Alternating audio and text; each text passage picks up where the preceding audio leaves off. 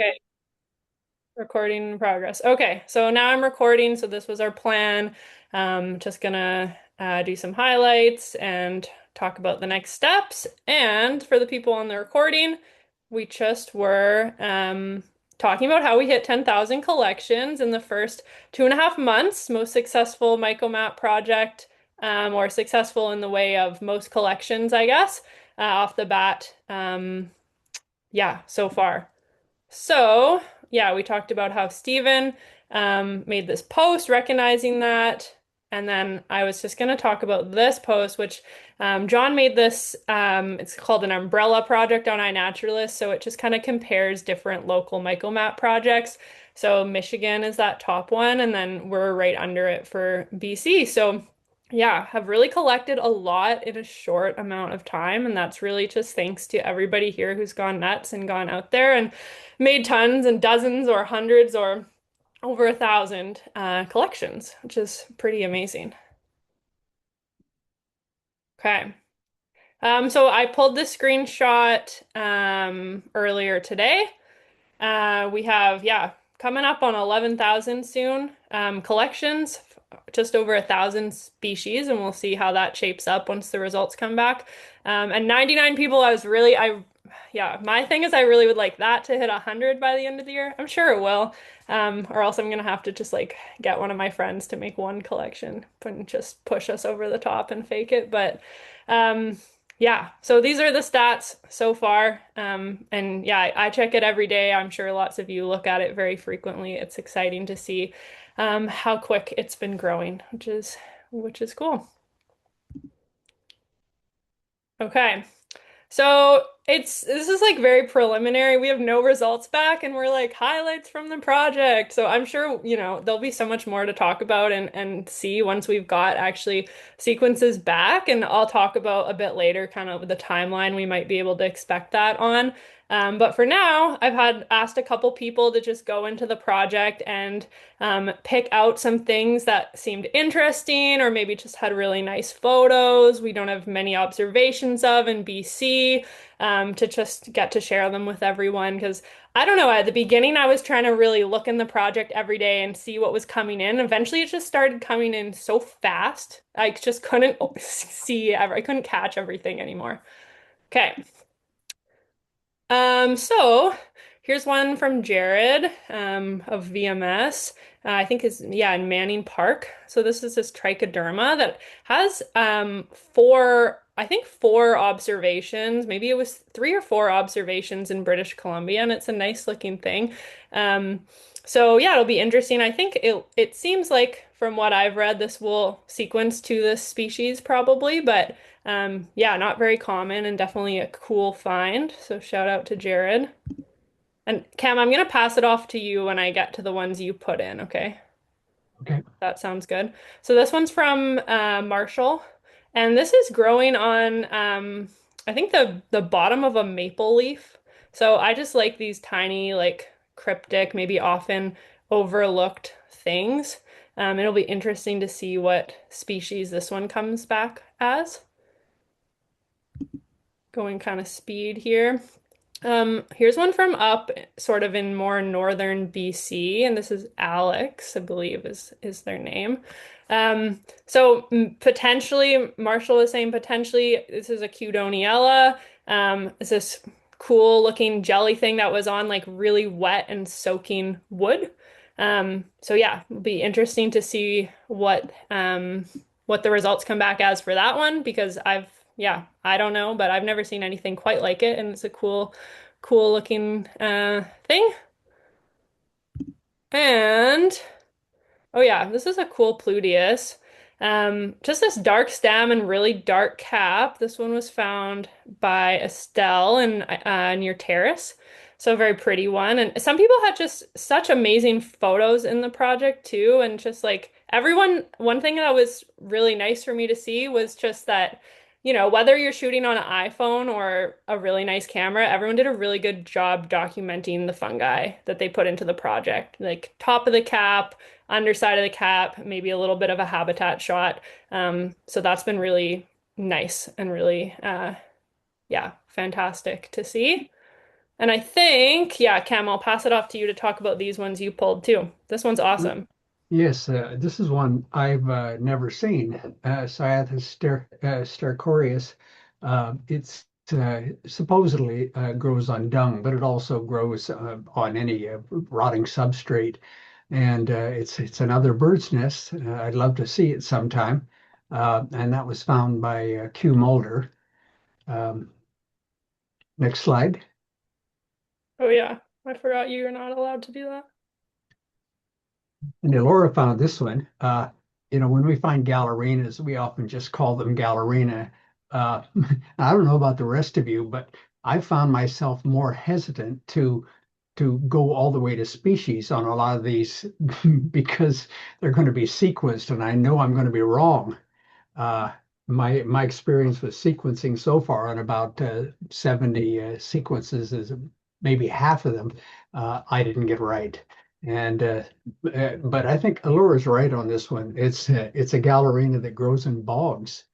It's hard to think what else it would be. Next slide. And this this came up from Courtney, Courtney, is it? I can't quite read that. Mm-hmm. Uh, this is the one we call doggy dick. It's mutinus. It was caninus, but it's been renamed now as ravenelli. It's a stinkhorn, and I've never found it. It isn't exactly uncommon, but you won't find uh, many of these on iNaturalist, certainly in BC. Next slide. Yeah, I've never seen it either. Mhm.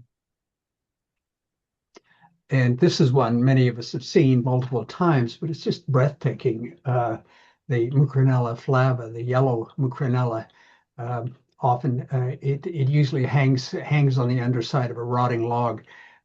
And this is one I'll be quite interested to see what the sequence comes out to be because there's a lot of discussion around these Mucronellas and what they really are. Next slide.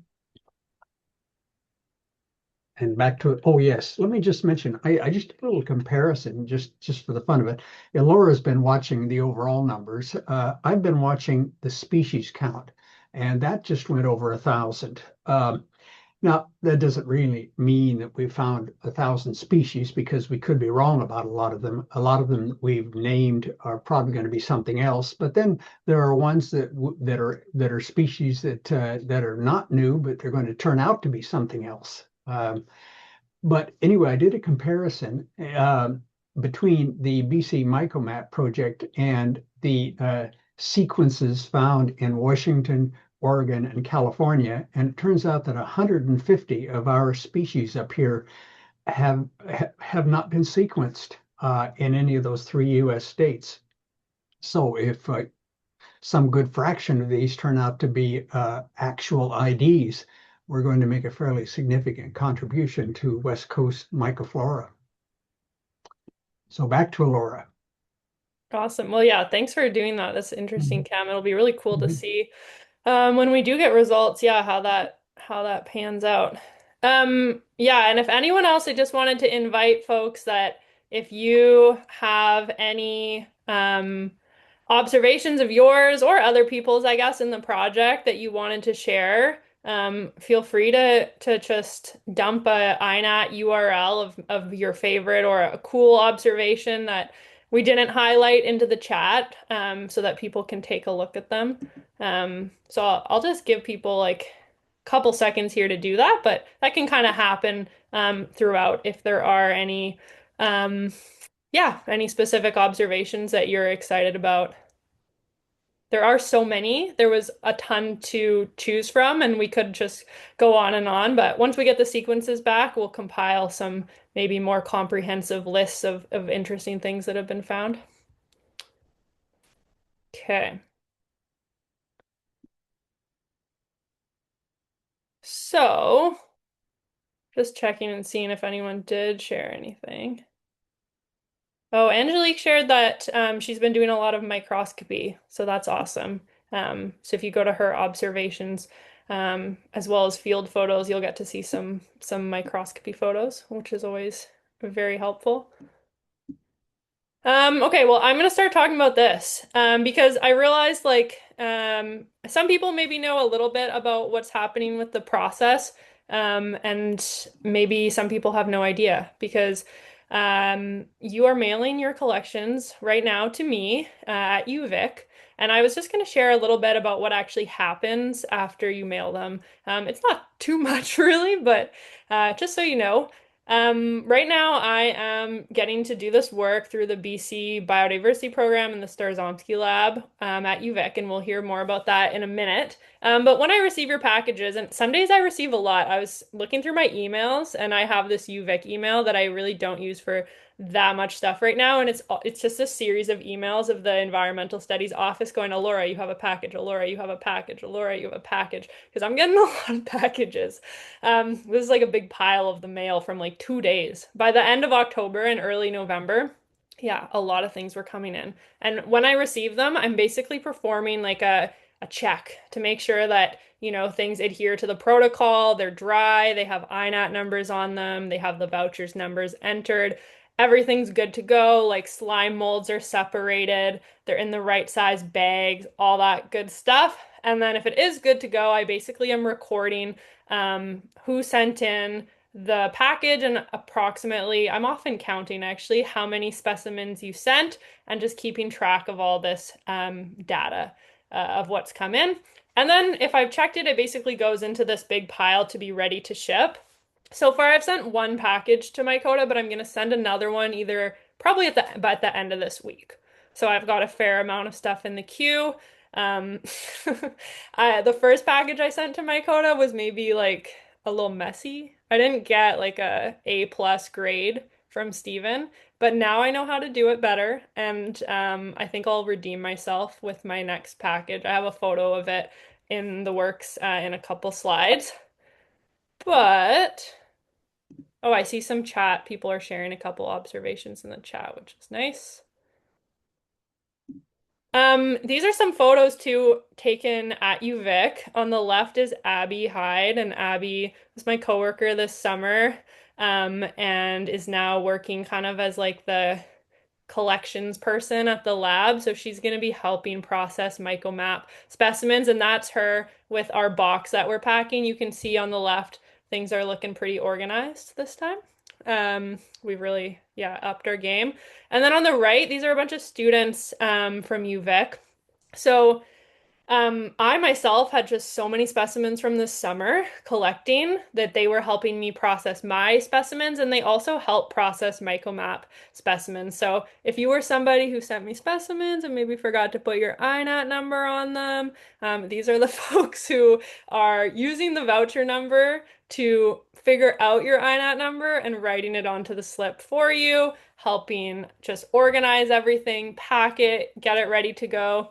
When I think back to when like Anne and I and Cam were putting our brains together to sort of like get this project off the ground, thinking that especially for Anne and I, like that we were gonna just do this off the side of our desk, like is crazy to think about now that it's grown so big and it's grown so quickly that there's quite a lot of stuff to kind of keep up with. So we're really, really fortunate, I think, to have this space at UVic and then the sort of support that comes with it of these students and staff in the Starzomsky lab. So I wanted to share a little bit more about that. And Brian is on the call today. Brian Starzomsky, it's his lab that we're doing this work out of. So yeah, Brian's been really, really, really supportive of MycoMap and sort of adopted me into the lab this fall to get to do this work, which, yeah, really has been super important for being able to run MycoMap at the rate that MycoMap is going. So I'm going to pass it over to Brian, and he'll just speak for a few minutes, a little bit about the lab and MycoMap and all that stuff. So have at her. Great, thanks, Laura. And thanks everybody for having us. This is really awesome. It's pretty remarkable to see how much progress has been made in MycoMap since September. Just unbelievable to see 10,000 observations. But I knew that we could do it. The amazing thing is that BC has just got this huge and really remarkable um, community of community scientists that are rapidly expanding our knowledge of biodiversity across the province. It's very cool. It's wonderful that Anne and Cam and Alora are able to run this program, and it's been really great to have Alora in the lab. I want to tell you a little bit about what we do. I'm a professor in the School of Environmental Studies at UVic, and I study biodiversity. And you might know that Canada, we're a big country and also high latitude. So we don't actually have all that many species when you compare us to like Colombia or, the Congo or something where there's huge numbers of species around the equator. So we have somewhere in Canada between 80 and 140,000 species, something like that. We don't even know. It's just an estimate. And here in BC, we have fully half of those, somewhere between 40 and 70,000 species.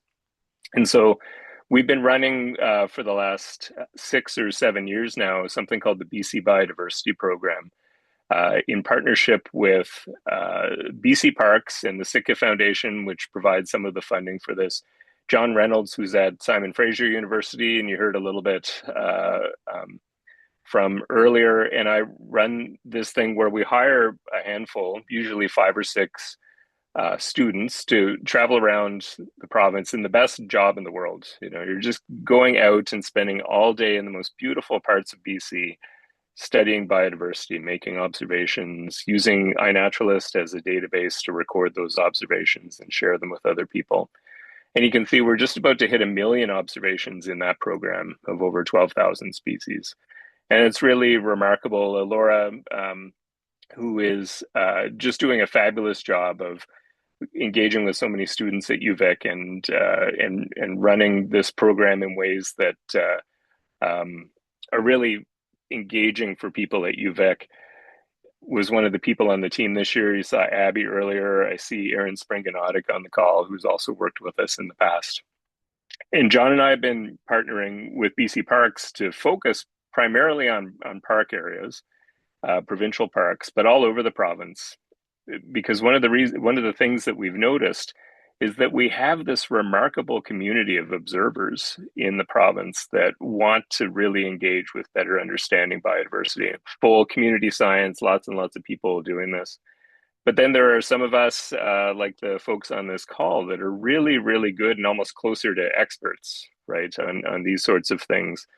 We're looking to find ways to best balance that huge number of species that we get, or a huge number of observations we get from pure community science, just people going out and maybe doing 5 INAT observations a year, with people like you who are real experts in collecting all kinds of great data on these things. And one of the things that Alora has really done nicely through her work in the lab is pull all kinds of people together thinking about ways that we can collect really good and really valuable biodiversity data, and by collaborating with scientists, with community members, with students, and so on, to run these things. And you'd be amazed at how much, well, actually, you probably wouldn't, because we're seeing all kinds of really great observations of fungi.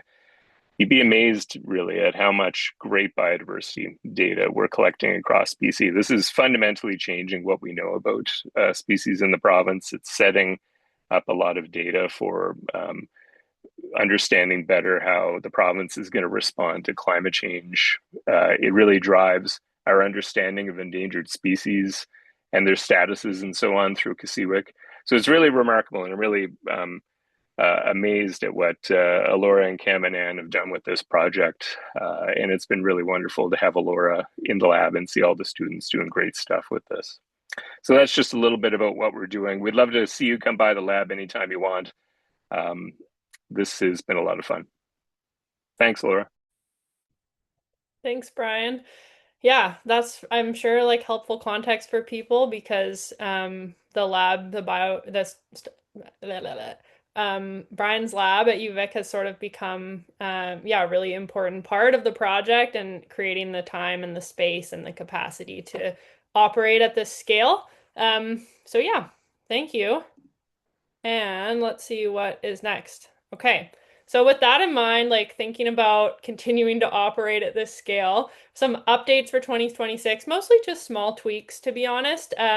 It was funny because as many of you know, when we first set up this project with Stephen of Mycoda Labs, we were like, yeah, like a more or less unlimited amount of collections can be made. And then, we really went with that. And I was like, pushing everyone go collect mushrooms. We were running presentations like left, right, and center. And then we really came up with this huge number. And then we were kind of like, whew, okay, like this is so fantastic. And what do we need to do to keep going at this speed, at this rate, and generating this like mass amount of really valuable data? So this is kind of what is propelling these updates. They're going to allow us to keep going how we're going, keep you spending as much time in the field as possible, keep things as efficient and streamlined at both UVic and at Mycoda, because the amount of work that Stephen and his team do when they receive our specimens, like it kind of blows my mind to think about. I'm hoping to go to Indiana at some point in the next year and just get to be part of their process and learn a little bit more about it. But yeah, our goal here is really to just make life easy for everybody. I guess that's always the goal. Okay. So these are kind of the three things is Google form, tissue sampling, and new voucher slips. Okay, so this is kind of, I would say my biggest well, this is my biggest request perhaps. Probably most of you have seen this Google form. Anne and I drafted this up at the beginning, and we've kind of had this thing where you need to fill it out to get the address to mail your specimens to, and it's kind of just to a quality control thing, like are your specimens dry? Are they mushrooms? Are they bagged individually? This is stuff all you guys already know and you know how to do it. And that's great. And I kind of was like loosey-goosey, like, yeah, if you fill it out once, that's fine. You don't need to fill it out again. I'm gonna go back on that and say that if you could please fill this out every time you send me a package, that would be amazing. And what I've done is I've made it easier. So when you go into the form now, if you see on the right, it says, have you collected for the project and submitted this form before? If you press yes, you skip all the quality control and I just take your name and how many specimens you're mailing me. So it should truly take about 30 seconds. But what I found was that I maybe wasn't like able to keep up with how many things were coming in the mail and how many things were getting handed to me and how many things were getting just left on my desk and putting in everyone's info for them. Like things were missed for sure, and it's not the end of the world. But the other thing that I guess I haven't mentioned is that my plan for next year is I'm going to be starting my master's with Brian at UVic, focused mostly on MycoMap. So having all this data, it's valuable for the program, and it's going to be helpful for me too, I think. So the more, it'll just make it tighter and more effective if you all fill this out yourself. So that's kind of my first request. And this is linked right on the main website. It says ready to send specimens, and you click that. It's linked in the protocol too. If you have any questions about any of this, like pipe up or send a message, but yeah. Oh, I see one message. Okay, second update here is that this is like the big change for us on our end. This really isn't going to affect the collectors. So we're going to be shifting to taking samples of your fungi into these 8-strip tubes at the lab. And I'll be doing this with the help of Abby, who you saw, and the help of student volunteers, and might even run like a kind of public volunteer evening for anyone who's just interested in the process. I've been thinking about that too. The main reason we're going to do this is just because we're sending Mycoda so many things that they just can't keep going at this rate without a little bit of help from us on our end. And this is the first step, the simplest way for us to start helping them is rather than sending them full specimens, to just send them these tubes and a spreadsheet so they don't have to type in the INAT numbers anymore. We're typing everything in, we're sending them tissue in these tubes. And the nice thing about this is some of the feedback we got when we first started the project was that it'd be nice to keep voucher specimens in province. So typically, what's been happening up until now is you send me your mushroom, I just forward your whole mushroom on to Steven. Steven takes his tissue sample and he keeps the rest of your mushroom at Mycota Labs. So the voucher's saved, but it's out of the province, it's out of the country. Whereas if we do this, we'll be able to store the rest of the mushroom in the lab on a temporary basis until we come up with a better system of potentially getting these to an herbaria or being able to go back and pull what was most interesting once we get the results and get those to an herbaria. So that's the plan for this. And yes, I see Vale and Leanne, who are the only two people this question would be relevant to, actually. If you guys could fill out that form when you send things and that's easy, then that would be awesome. Just so I know how many things have gone in total. If you can, that'd be great. And also, I wanted to say if you hand things to me in person, please also fill it out, even if you're not mailing. That would be great. Um, yeah. Any questions about this sampling stuff? Again, it doesn't really affect you, but I think it's going to be a fun trial for us to be sampling your thousands and thousands of things and getting efficient at it. And it will help us build the capacity to keep voucher specimens for future study, for future genetic analysis in the province, which is ultimately what we want to do anyway. Okay. Okay, then this thing. So, Mycota Labs has changed their general protocol. So if you go to their website, typically the steps were this: print your voucher slips, which we all know about, and then post to the INAP project, dry them, and mail them. Steven's now added this third step to make his life easier, which is printing specimen labels. So Alan Rockefeller has created this program that prints these voucher labels for you, but and he's asking that everyone add those to their samples, but we're not going to make this mandatory in BC. So you're welcome, everyone, because it's a really neat program, and I totally get why Steven needs to do this. But because we are going to um, sample into these tubes and make spreadsheets, we're going to take that on for now and see how it goes. We don't need you to make these specimen labels. So you might read this on the general Mycota site, see this in Steven's postings in other MycoMap groups, but we kind of have the autonomy in BC and as our regional project to run it in the way that we think makes the most sense for us. This is what we're going to go with for now. So could always change it down the road, but basically continue as is. Um, yeah, and I'll tell you a bit more about that in a second. I see a question in the chat about the tubes. Yeah, I can send out a link because Steven wants these specific tubes. I have the link to the ones he wants on Amazon. And I think case by case, if you want to do the sampling yourself, you can.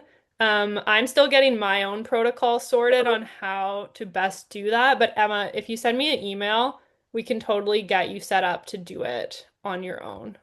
Um, I just don't even know the best protocol right now. I'm just reading questions here.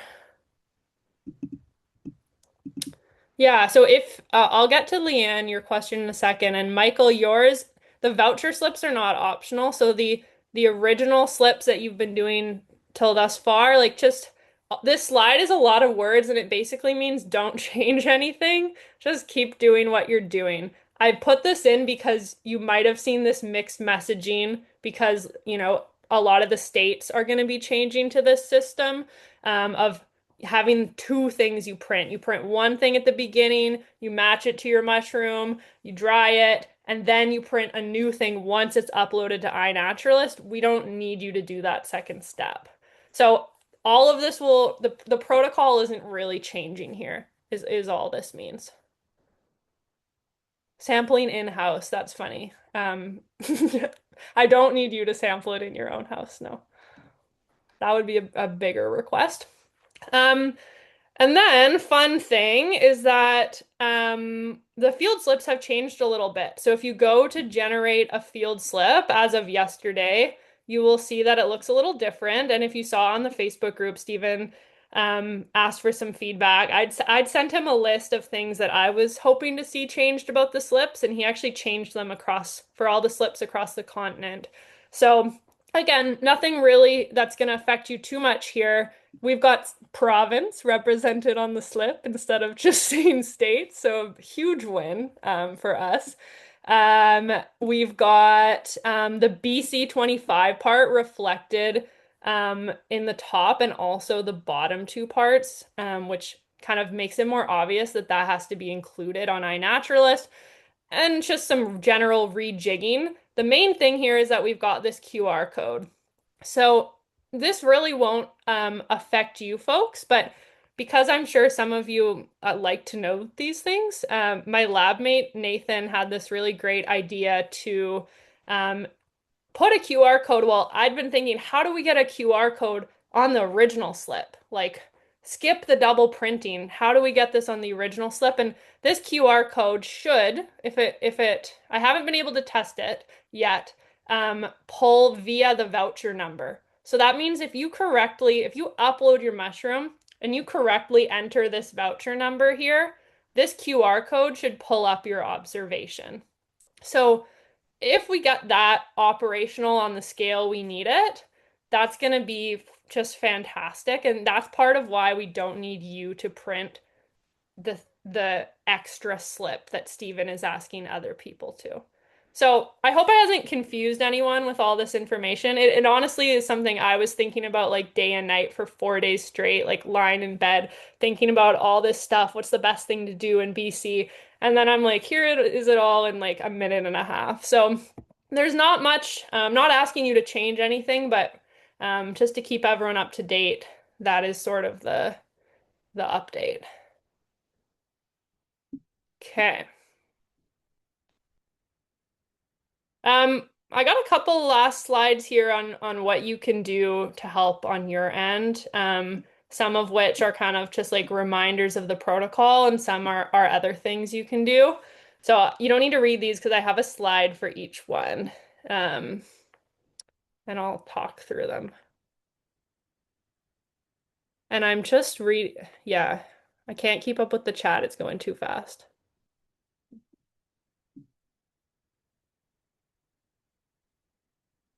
Oh, the formats of the INET number and the collection number are both visible. Oh, that's interesting. That's a really good point, Michael, actually. Let me think about that and ask Steven if that's gonna. Typically, just the voucher number is pulled, so I wonder. Hmm, great thought. I'll take note of that. So first part is just making sure your voucher numbers are entered correctly. Um, I think most of you are all over this now. BC 25 portion goes into the voucher field, no spaces anywhere. Remember to get the leading zeros. Stephen and I will be pulling your observations via the voucher number typically, not the INAT number. The INAT number is kind of there as a backup. So getting the voucher number in there accurately is really important. We're actually the only project that mandates the use of a voucher number to get into the project, but I think it'll be really, really good if we get that QR code going on the slips. It's gonna make everything really, really smooth. But it just depends on the voucher number being entered correctly. Um, okay, here's one that for now is important. Send your collections in order of voucher numbers if possible. Some people, like John and Q Mulder, who's on here, I think, have done just like an amazing job of sending hundreds and hundreds of specimens in order. Just been so fantastic. It's fine if they're in multiple chunks, because there's gaps in the field slip numbers. And depending how the QR code system trial goes, this actually might become unnecessary because if we're scanning things, it doesn't really matter if they're in order. But for now, again, we're not really changing anything right now. It's helpful to send them in order. Um, yeah, John, go ahead. Hi, sorry to interrupt. Can you just clarify? You said make sure your voucher number is okay, but the INAT number is not so important. I'm confused by that. The voucher number is printed out automatically. We So don't write that down. So can you just, it, I missed yeah, something. yeah. Just when you're entering the voucher number into iNaturalist, that's where the error sometimes happens. The old field slips didn't have the BC 25 portion written everywhere, so people were just putting the number. So you get this slip right here. Let me go back. Uh, Come on, slides. You get this slip. People were just putting 12624 into INAT, but we need to put in BC25-12624. So that's the better that's the part that's getting messed up. The INAT number is still important and is needed, but I'm just saying that if this gets kind of messed up in INAT, that's what we're using to pull your observation into the system. So it's just important to try to enter it right into INAT. Does that answer? Absolutely. Okay, thank you. Yeah. And then I saw Leanne had a good question. Um, where did it go? Oh man. Oh, your personal collection numbers. Yeah, that's okay. And Leanne, maybe I can send you a message after. There's not too many people using personal collection numbers. Um, but yeah, it'll be okay. And what else have we got in here? Oh yeah, Ben sent a good message. Okay. So I'm gonna keep going in order by if possible. Okay, and then just please use snack size Ziplocs if you can. Here's our newest box that we're gonna send in to Stephen. I'm very proud of it. It looks very neat, very tidy. If you're in order, if your voucher number is in order, the best thing to do, I mean, you can put them in a bigger Ziploc, that's fine. But if they're in smaller chunks, just elasticing them together is most helpful to me because that's what I do anyway. Bigger bags are slightly more awkward to pack. These ones were like okay, I just fold them, but the bigger they get, I'm just folding plastic into, I'm just folded plastic is taking up space where another bag could be in the box. So if everyone did that, like we're paying to ship all this empty space, it's not the end of the world, but just please buy snack size Ziploc bags. I don't want to be an ad for Ziploc, but just like if you have a couple more at home, use that's fine, but it's just so nice when they're all the same size. And then if you can pack them like this is really fantastic. So in the bag, visible from the outside, facing upwards, and like consistent throughout. These are just little things. Like I'm not gonna reject your upside down field slip specimen, but it just saves me like sorting through things, and then it saves other people down the road if everything's consistent. Like your Ziplocs are all sent to me with the zips facing up, and all your field slips are facing up in all of those bags. Like amazing. That's the that's kind of the best possible case. And then the last thing that I thought I would invite people to do, if you find yourself somebody who is browsing the INAP project a lot, like some of us, and you see other people, like new people to the project, and they enter a voucher number incorrectly, you can actually just fix that. One of the crazy things about these fields is that they're editable by everyone, which is a blessing and a curse. But if you see someone's forgot BC 25 dash, like you can just add that right in for them and just comment and say, hey, like, just so you know, next time enter your voucher numbers with this leading part. Um, Lichens shouldn't be in the project, but because, they're housed under fungi, they end up in the project. Sometimes if you see lichens, you can comment and tell people, sorry, this is a lichen-free space. And I can remove them, but easiest just to ask people to remove them themselves so that they know what's going on. If you see, I didn't really see much of this at all, but a couple times, like people taking photos that didn't really depict the mushroom that well. Always nice to just send a kind message. Um, Explaining that. And I've seen a couple things that have come into the project without a location that are marked casual. We can't really accept those ones. So if you see that as well, like if you're someone that's on INAT, like all I'm saying here is feel free to just like jump in there and let people know if they're um yeah, have a bit of a problem with the observation they've put in. In the chat, I see in 3 weeks, do we start using BC 26? Yeah, you don't really need to worry. Basically, Steven's just gonna update that, and next time you go to generate your slips, you'll start using the next ones you print will be BC 26. So I guess, like, I haven't really thought about this. If you have a bunch of 25 left over, best to recycle them? What do you think, Anne? Yeah, put them in the bin, the recycle bin. Best to not Okay. use them for cross years. Yeah. Yeah, best to just have a clean start using the 26 slips, I think. But yeah, that will happen. Like, just go generate your new slips. They'll be BC 26. Including an Excel sheet. Oh yeah, so this is one of those things that is not needed. But if you wanted to go the extra mile, that would be the next step. And again, once things get rolling with this barcode on the voucher slips, I'll sort of see what works best. Like I just don't know right now. I have to like get in there and start trying to do it before I'm gonna really know exactly what is gonna be the best like flow for this. But yeah, if let's say if you're somebody that has an abundance of time on your hands and you are interested in taking it to the next step, like Emma mentioned that she was keen to do the tissue samples herself, just send me an email and send me a message and we can figure that out. Because if you're tissue sampling, you're definitely making an Excel sheet.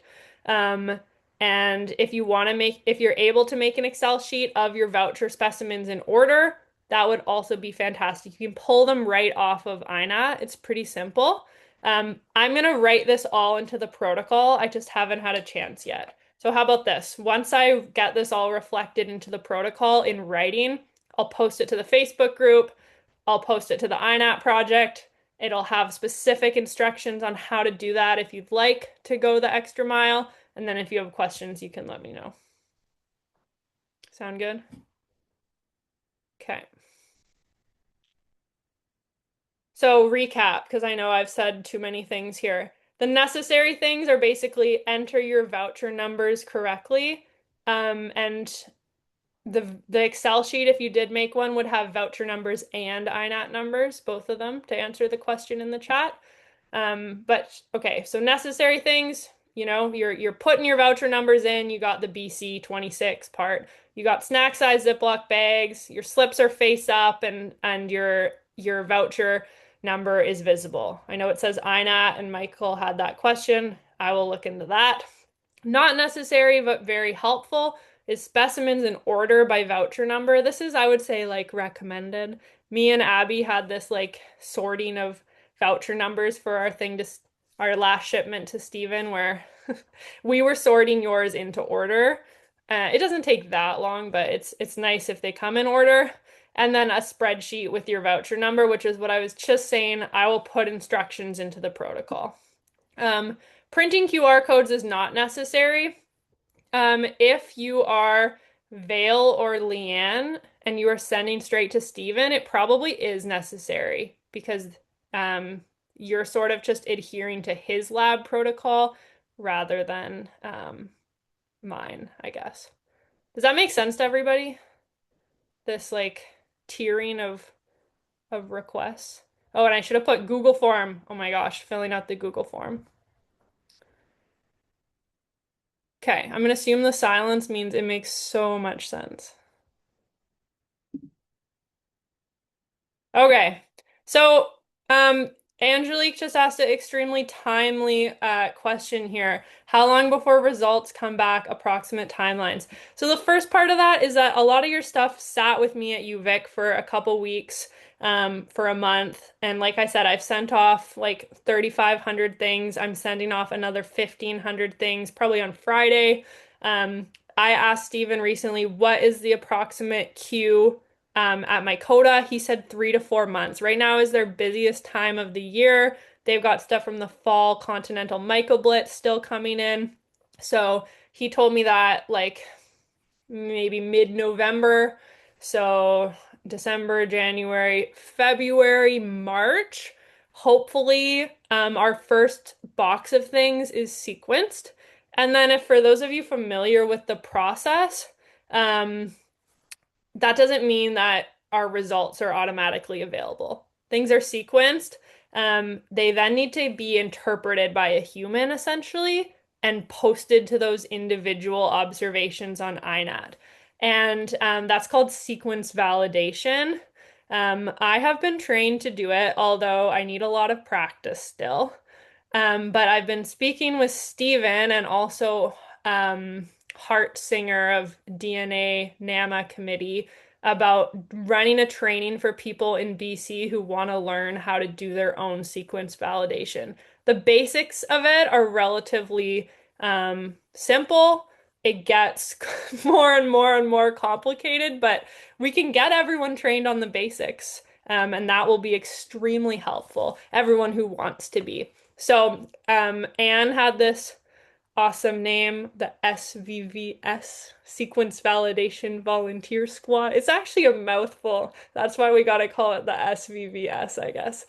Um, so yeah, if you're somebody that's interested in learning like a very nerdy skill, doing some analysis of FASTA files, that is coming up. As soon as we have our first bit of data back, I will send out an email and we'll arrange some Zoom trainings where people more knowledgeable than myself will get us schooled up on how to do that well. Yeah. Okay. Wow, look at that. The other thing that we did was we made this feedback form. Oh, and I don't have the link right now. You know what? I'm going to stop screen sharing in a second and I'm going to dump the link to it in the chat. Or actually, if Anne or I can do Kem, it. yeah, I I'm was on like, I it. know you have it. Um, if you are willing to fill out another Google form, I have one for you. And it's just exactly what it sounds like. It's asking for your feedback. How can we improve the project? How can we improve the process? How easy is the protocol to understand? Like your engagement in this can be anything from um, you know, very minimally answering the questions to I have made the protocol open to commenting. And if you wanted to go in and read the whole protocol and comment where it is unclear, where it needs more information, what doesn't make sense, like that would be super helpful. Like just having Anne and I and some other people, Chem, months ago made this protocol, and I've kept it up to date the best that I can. But just like having eyes on it from somebody a little less in it, um, and who's a collector can go in and add comments to the protocol, like fantastic. So it's linked in there, it's open to comments. The website, open to ideas on how to make the website better organized or reflecting what we're doing. So yeah, just like an invitation to spend time doing that if you're someone who, yeah, feels like you'd like to. And what's happening in the chat? Oh, cool. Okay, Leanne, I didn't realize you already did the sequence validation. That's great. And yes, I like that you said super fun, no prior knowledge of genetics needed. Do you want to share any about it, Leanne, right now? If you want, no pressure.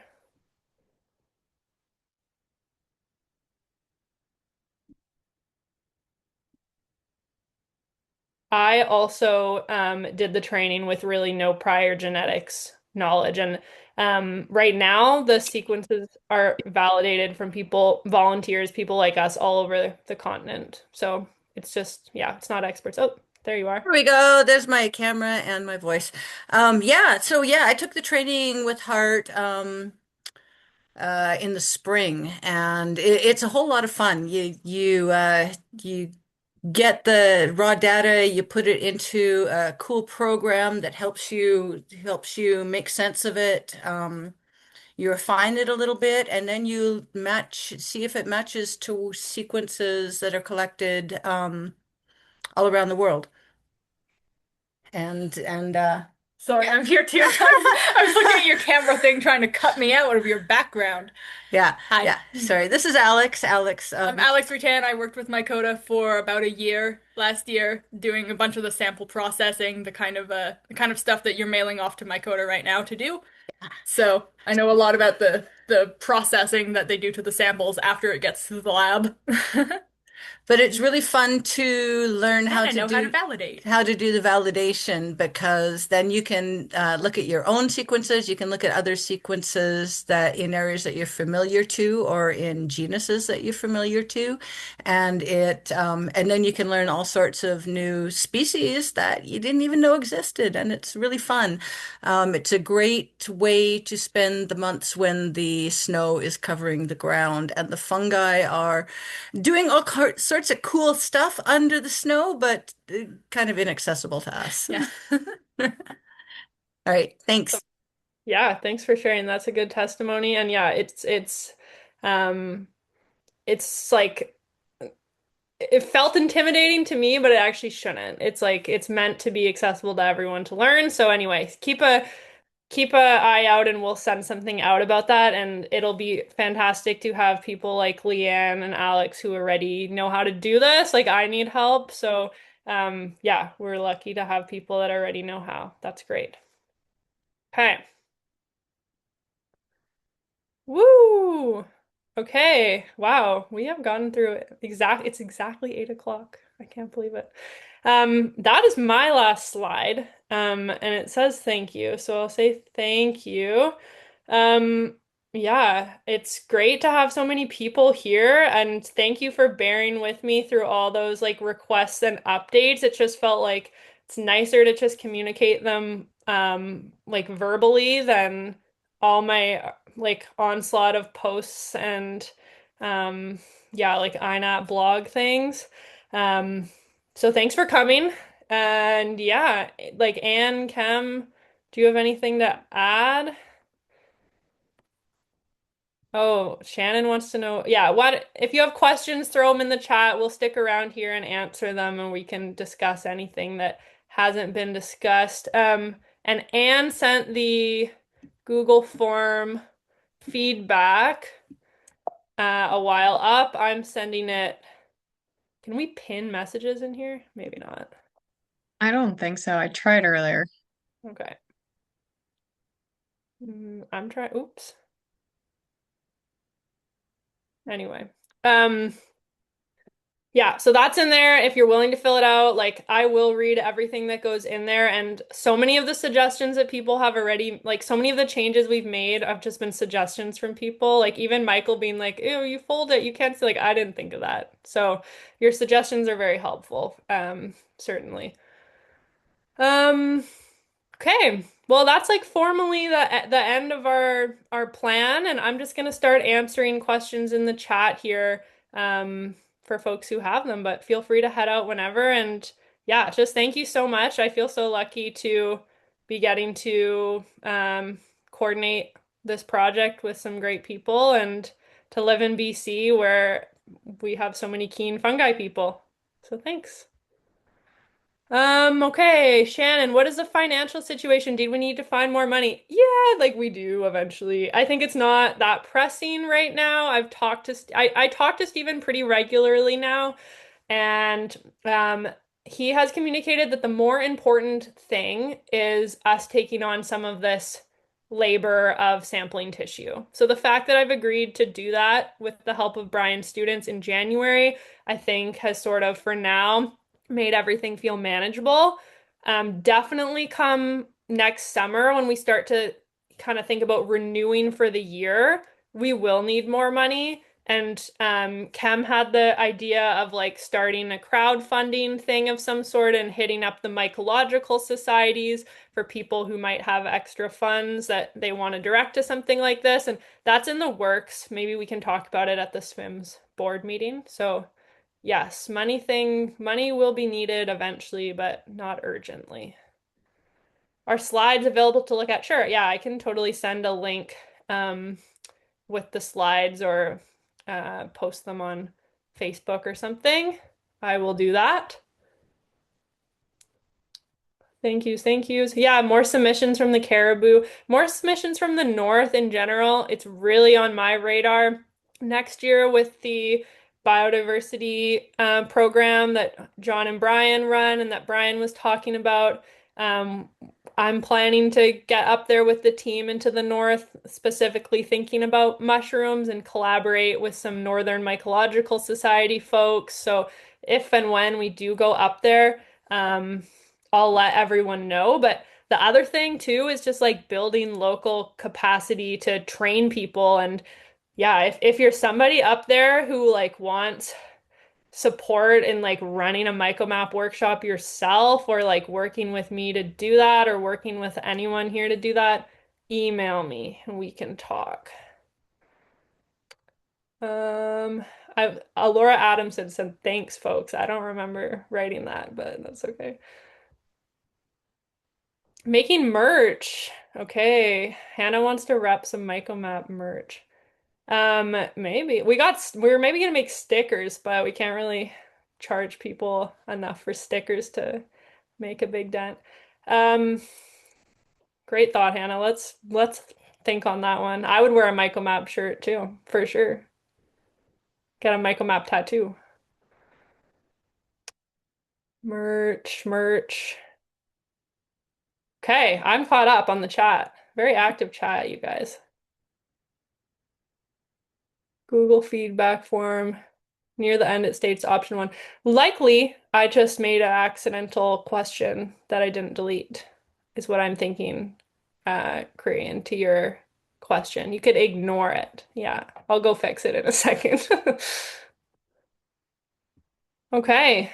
Any last, feel free to unmute yourself if anyone else wants to um, ask a question or put one in the chat, and otherwise, it might be good to go.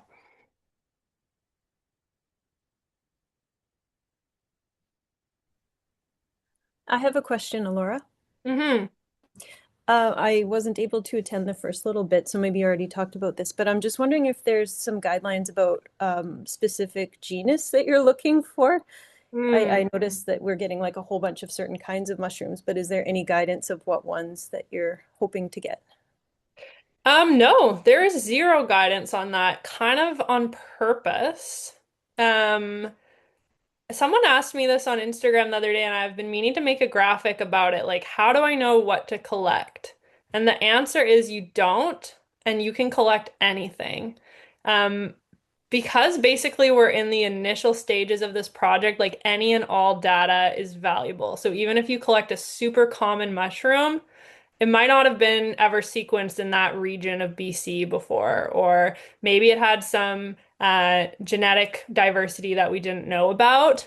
So we're not turning away anything. And actually, when I talked to Stephen about this, he was like, "Oh, I love new collectors because they collect things that experts think they know what they are, and so they pass up on them, and then they miss things because they think they know something, and there's something hidden there." That they didn't know. So in the future, we might, have like just for fun, like a target genus or start saying, we've seen enough turkey tail or something. But for now, everything and anything is welcome. Right. And it's okay if we get like doubles or triples of things in different locations. That's okay too. Yeah, definitely. Okay. Thanks so much. Yeah. Is there a way if we can find out if a species has been sequenced or not? Not very easily. No. The best resource that I check that isn't exactly for that is called Danny's DNA Discoveries. I'm sure lots of people here also live permanently on that website. And it doesn't tell you like what's been sequenced and is it in BC, but it gives you an idea if you know vaguely what you have, or maybe iNat has given you an idea of what you have. Yeah, Marshall just sent it in, which is great. Danny's DNA Discoveries. It's all alpental.com.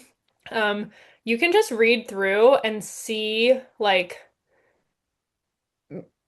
for different groups by families, by genus, like what has been coming back with lots of temp codes, what has a lot of genetic diversity, and what is all like matching the same species concept. So like if you look at like the yellow-legged Mycena, the Mycena epipterygia, like you're gonna see a bunch of temp coded like Mycena epipterygia PNW 14, whatever. I'm getting it wrong, but I know for that species there's like quite a few, versus if you look at something like Quernomyces lignicola, everything they've sequenced of that has all matched the same thing so far, I think. So it's a good tool to just sort of start to understand where there's a lot of diversity and where things are potentially quite sorted out already. Oh yeah, and then Chem's link is really good too.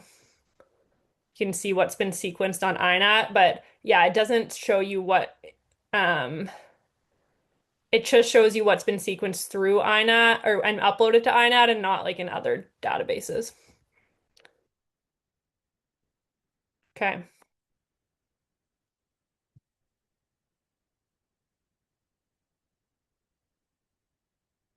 All right. Well, I feel like I've really blabbed enough, so I'm gonna stop the recording for one.